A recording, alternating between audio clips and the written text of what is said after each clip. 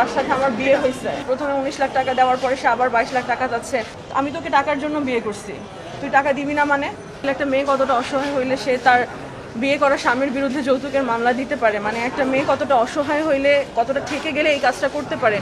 মেয়ে মানুষ আসলে সহসায় কিছু করতে চায় না তার স্বামীর বিরুদ্ধে যেই হোক। হ্যাঁ, আমি অনেকবার চেষ্টা করেছি, আমার আইনজীবী অ্যাডভোকেট মিঠুন সাহা ভাইয়ের মাধ্যমে আমি অনেকবার চেষ্টা করেছি, ইভেন তাকে 2বার উকিল নোটিশও পাঠিয়েছি যে আসো আমরা সংসার করি। আমি যেটা আপনাকে হোয়াটসঅ্যাপে দিয়েছি যে সে 22 লাখ টাকা চাচ্ছে, সে প্রথমে 19 লাখ টাকা দেওয়ার পরে সে আবার 22 লাখ টাকা যাচ্ছে।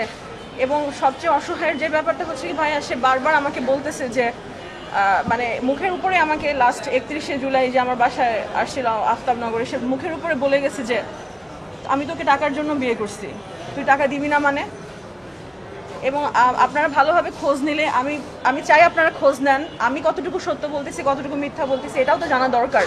আমি চাচ্ছি আপনারা খোঁজ নিয়ে দেখেন যে সে 2022 সালের ডিসেম্বর মাসের 30 তারিখে তার ব্র্যাক ব্যাংকের চাকরিটাও সে ছেড়ে দেয়, এবং ছেড়ে দেওয়ার পরে সে ব্যবসা করব বলে আমার কাছ থেকে 19 লাখ টাকা নেয়।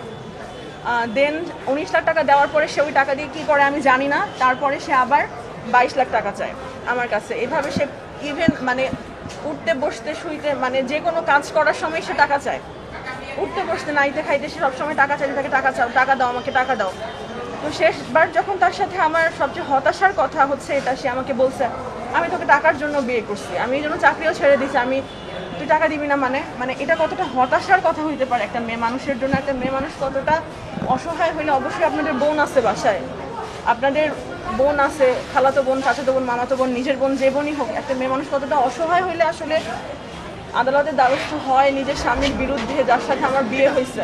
তো আপনি তো সুখে ছিলেন বলছিলেন আগে, বারবার তার সাথে সুখী ছিলেন, হঠাৎ করে একটা মানে খুব অল্প সময় সে যখন চাকরি করতো ওই সময়টাতে, এবং আপনারা সবাই জানেন যে আমি মিডিয়া কজ করি, মিডিয়া থেকে অনেক দিন আমি দূরে, বিয়ের পরে আমি মিডিয়া থেকে অনেক দিন দূরে, আপনারা সবাই জানেন আমি কোনো রকম মিডিয়ার সাথে কোনো কিছুতেই রিলেটেড না। আমি একটা কর্পোরেট জব করি, প্লাস আমার একটা অনলাইন বিজনেস আছে। তো সব কিছু মিলাই আসলে আমি মিডিয়া থেকে ডিটাচ ছিলাম সংসার করার জন্য।